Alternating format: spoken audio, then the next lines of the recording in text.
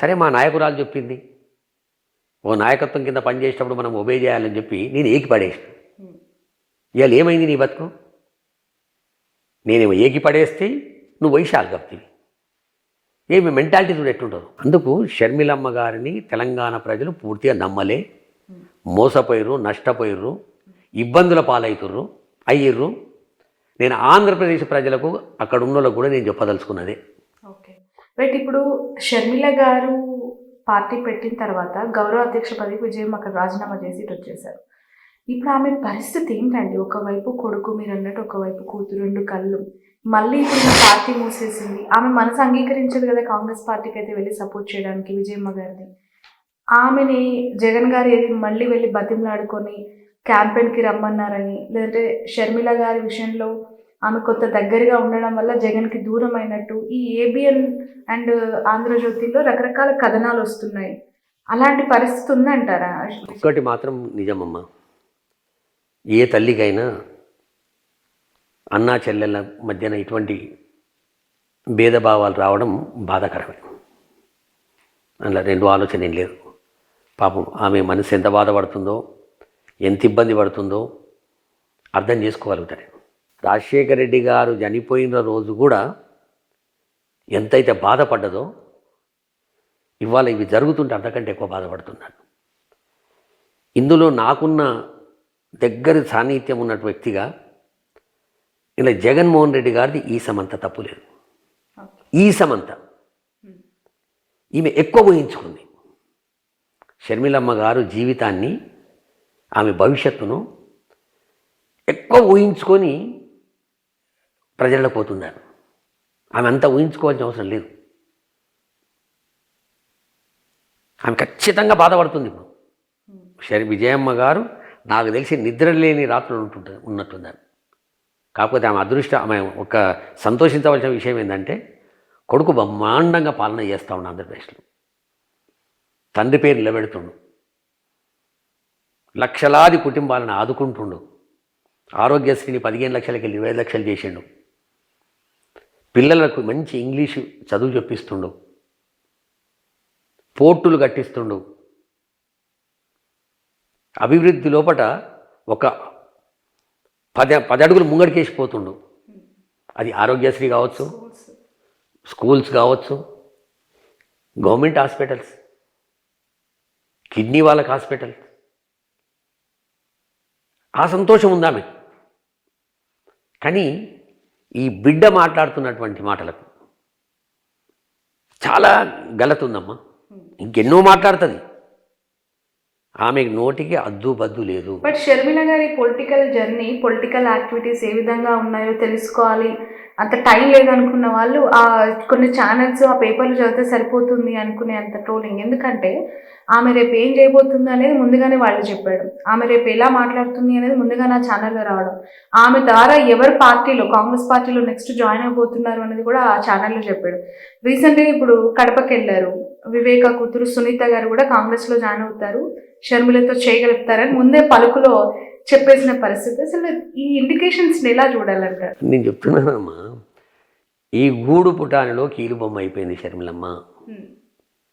ఎందుకు బహిరంగంగా ఆ ఛానల్ని కానీ ఆ వ్యక్తులని కానీ ఆమె ఖండించట్లేదు? అసలు ఒక్క మాట ఏది ఖండించదు, లీకులు ఇచ్చేదే వీళ్ళు.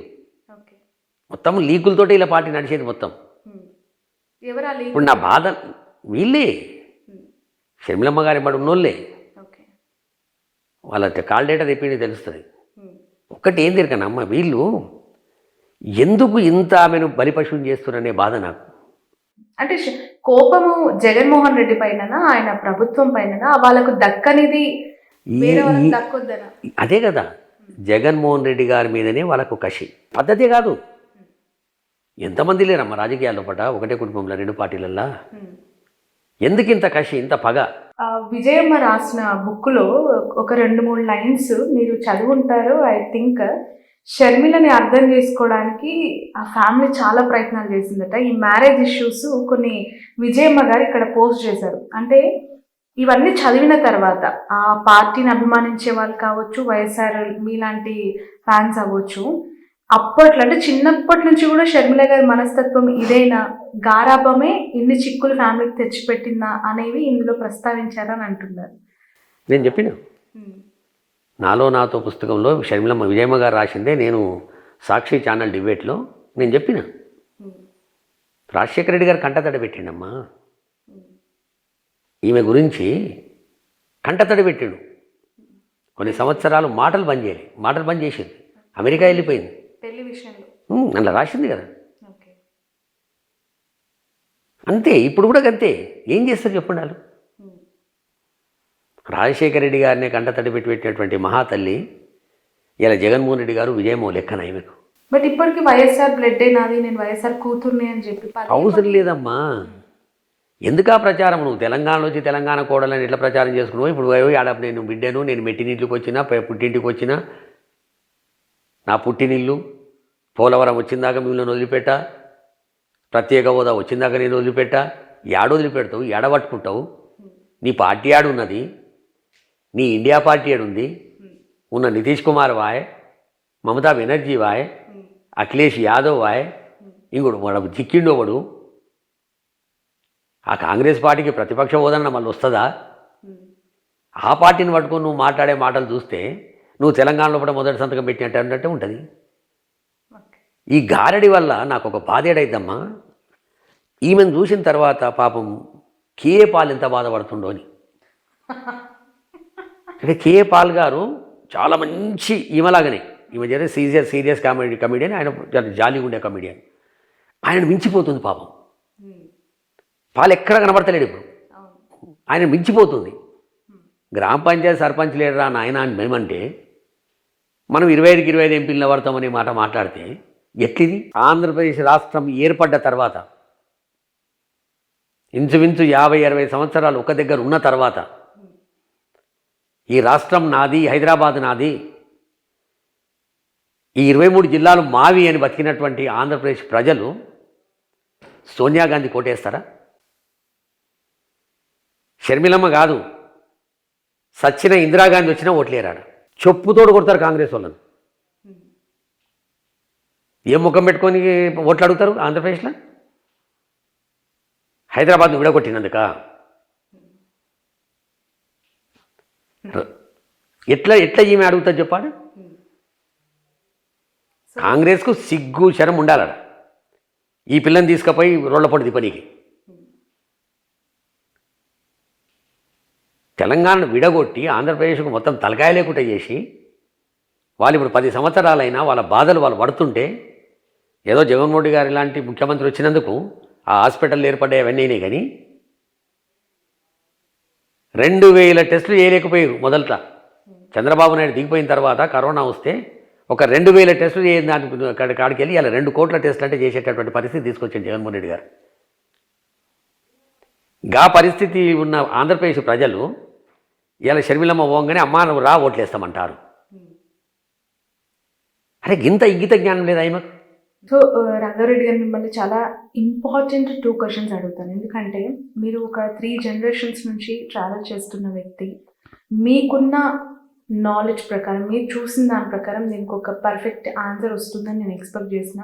ఎందుకంటే చాలామంది ఏపీ ప్రజలు అవ్వచ్చు, వైఎస్ఆర్ అభిమానులు అవ్వచ్చు, ఒక క్లమ్జీ, వాళ్ళ మైండ్కి ఏం అర్థం కావట్లేదు. ఈయన ఉన్న బలంగా ఉన్న ఏకైక చెల్లె, రాఖీ కట్టాల్సిన ఆమె ఇలా ర్యాగింగ్ చేస్తూ, లిటరలీ ఇక ట్రోలింగ్ చేస్తూ అన్నని ఇట్లా తిప్పుతుంది, విమర్శలు చేస్తుంది, కైండ్ ఆఫ్ ఎక్కువగా కమెంట్స్ వినిపిస్తున్నాయి. ఫస్ట్ క్వశ్చన్ ఏంటంటే 6 ఫైళ్ళు 4 వ్యక్తులు, అసలు ఈ స్టోరీ ఏంటి? ఏం జరిగింది? మిషనరీ ఫండ్స్ కోసం జరిగిన ఇష్యూనా, లేదంటే మైనింగ్ ఇష్యూనా, ఇసుకకి సంబంధించిన ఇష్యూనా? ఏ ఫైల్ పట్టుకొని పోతే ఎక్కడ చెడింది? ఆ 6 ఫైళ్ళ అంశం ఏంటి అసలు? ఇన్ఫర్మేషన్ కాదు, హకీకత్, అది వాస్తవం కూడా. ఏదో ఒక 6 ఫైళ్లకు సంబంధించినటువంటిది ఈ దుష్ట చతుష్టయం. బ్రదర్ అనిల్ కుమార్ గారు, వాళ్ళకి సంబంధించిన 3 వ్యక్తులు, వాళ్ళు కలిసి ఒక ప్లాన్ చేశారు. మనము పాదయాత్ర చేస్తేమి, తర్వాత అనేక కార్యక్రమాలు చేసినాం, జగన్ గారు ముఖ్యమంత్రి కావడానికి మన శాయశక్తుల ప్రయత్నం చేసినాం, మనము మొదట్లనే ఒక 6 నెలల లోపలనే ముఖ్యమంత్రి కాగానే ఈ పనులు చేయించుకోవాలని ఏదో ప్లాన్ చేశారట. ఆ ప్లాన్లో భాగంగా ఆ ఫైళ్ళన్నీ కూడా ఇక కిందేముంది, ఒక ముఖ్యమంత్రి గారు అల్లుడన్నా, ముఖ్యమంత్రి గారి బిడ్డ అన్నా, ముఖ్యమంత్రి గారికి సంబంధించిన వాళ్ళు దగ్గటోళ్ళు అంటే ఆ ఫైల్కు ఆటోమేటిక్గా సీఎం దాకా పోతుంది. సీఎం దగ్గర పోయిన తర్వాత ఆ ఫైల్ చూసిండనే మాట. ఆ ఫైల్ చూసిన తర్వాత ఈ ఫైల్ ఇక్కడి వరకు ఎట్లొచ్చిందని ఆయన అడిగితే పలానోళ్ళు చెప్పారు అని చెప్పిరట. ఫైల్ పక్కన పెట్టాడు. వీళ్ళు పోయినప్పుడు ఒక్క మాట చెప్పిండట, నేను 5 సంవత్సరాలు ముఖ్యమంత్రి కావడానికి నేను రాజకీయాల్లోపటికి రాలేదు, 20 సంవత్సరాలు ముఖ్యమంత్రిగా ఉండాలనుకుంటున్నా, మీరు ఏ తప్పుడు అయితే చేయమని చెప్తారో నేను అది చెయ్యను, ససేమిరా అని చెప్పిండు అనేది మాకున్నటువంటి ఇన్ఫర్మేషన్. దాని తర్వాత ఇక తాడు వెనుకం షురూ చేశాం. ఏదో రకంగా జగన్మోహన్ రెడ్డి గారిని బ్లాక్మెయిల్ చేసి ఈ ఫైళ్ళ మీద సంతకం చేయించుకుందామనే ప్రయత్నం చేశారు. ఆ ప్రయత్నంలో భాగంగానే ఈ ఏబిఎన్, ఆంధ్రజ్యోతి అనుకో, TV5 అనుకో, లేకపోతే ఈ నలుగురు వ్యక్తులు అనుకో, వీళ్ళకి తగ్గట్టు చంద్రబాబు నాయుడు, వీళ్ళకు బీటెక్ రవితో కూడా సంబంధాలు, ఇవన్నిటితో పెట్టుకొని ఆ ప్రయత్నం చేయడం లోపల ఎంత దాకైనా పోదామనే ఆలోచన లోపల ఇప్పుడు ఇంత దాకా వచ్చారు. ఈ నలుగురు వ్యక్తులు కేవలం బ్రదర్ అనిల్ ఫ్రెండ్సేనా, లేదంటే ఆయన బినామీ వ్యక్తుల? అన్ని బినామీ వ్యక్తులు వాళ్ళే, పార్ట్నర్లు వాళ్ళే. ఈ దౌర్జన్యం షర్మిలమ్మతోటి చేపిస్తున్న కార్యక్రమాలన్నిట్లో కూడా వాళ్ళ నలుగురి పూర్తి ఇన్వాల్వ్మెంట్ ఉంది. అంటే వాళ్ళకి క్రిస్టియన్ మిషనరీ ఫండ్స్ అవన్నీ ఇది తప్పమ్మ. ఈ మిషనరీలు అనేది ఇవన్నీ కూడా పొరపాటు. సీదా సాదా సాఫ్ సుత్రా డైరెక్ట్ డీల్ ఇది. దీంట్లో మోమాటాలు లేవు. మనము ముఖ్యమంత్రి కావడానికి ప్రయత్నంలో భాగంగా మనము ప్రయత్నం చాలా పెద్ద ఎత్తున చేసినాం. మన కష్టార్జితం ఉంది. ఆ కష్టార్జితానికి మనం ఫలితం సంపాదించాలంటే మొదట్లో షర్మిలమ్మ ఏదో ఒక నెల రోజులు ఏందో వాళ్ళు కన్విన్స్ కాలేదు. ఆ తర్వాత కన్విన్స్ అయిపోయారు. అయిన తర్వాత ఇక వాళ్ళు స్టార్ట్. అంతే తప్ప దీని వెనకాల ఆస్తుల పంచాయతీ లేదు, ఆమ్దానీల పంచాయతీ లేదు, రాజ్యసభ పంచాయతీ లేదు, రాజకీయ పంచాయతీ అసలే లేదు. నేను ఎన్నోసార్లు రాజశేఖర్ రెడ్డి గారు చనిపోయిన తర్వాత, ఇప్పటికి 15 సంవత్సరాలు అయింది, ఈ ముఖ్యమంత్రి జగన్మోహన్ రెడ్డి గారు అయిన తర్వాతనే ఈ మెంబడి నేను 2 సార్లు పోయింది తప్ప సమాధి దగ్గరికి 8th జూలై కావచ్చు, సెప్టెంబర్ 2 కావచ్చు. అంతకుముందు ప్రతి సంవత్సరం నేను అక్కడికి పోతుంటే మంచిగా ఆప్యాయతగా అన్యోన్యంగా అన్నా చెల్లెలు ప్రార్థనలో కూర్చొని ఎంత చక్కదనంగా అనిపించేదంటే అంత చక్కదనంగా అనిపించేది. అటువంటిది ఈ క్రూరమైనటువంటి మనుషులు మారిన తర్వాత ఆ అమ్మాయిని బలిపశువులు చేయడానికి ఇగో ఈ ప్రయత్నం చేస్తారు. ఆ ప్రయత్నం ఇక్కడ దాకా వచ్చింది. చూడండి, ఏం బీక్తారో పీక్కొనే కాడికి వచ్చింది. రైట్. యాక్చువల్లీ ఈ 6 ఫైళ్ళకి సంబంధించిన ఇష్యూస్ అనగానే షర్మిల కావచ్చు, ఆమె ఉలిక్కి పడుతున్నారు. దానికి సంబంధించి ఎక్స్ట్రీమ్ డైలాగ్స్ వస్తున్నాయి. నేను ప్రమాణం చేస్తా, పిల్లలపైన ప్రమాణం చేస్తా, మీరు రండి అని చెప్పి సవాల్ చేసే పిల్లలు. ఎందుకు ఆ 6 ఫైళ్ళ అంశం అంత ఉలికిపాటుకు గురి చేస్తుంది? పోనీ ఒకటమ్మా, మనం లేమ్యాన్గా మనకు ఆ కుటుంబంతో సంబంధం లేదు. రాజశేఖర గారి కుటుంబంతో మనకు సంబంధం లేదనుకుందాం. ఏముంటుంది చెప్పిగా పంచాయతీ అక్క అన్న చెల్లెళ్ళ మధ్యన? ఏం ఆస్తులు అన్నీ ఇనమ్మా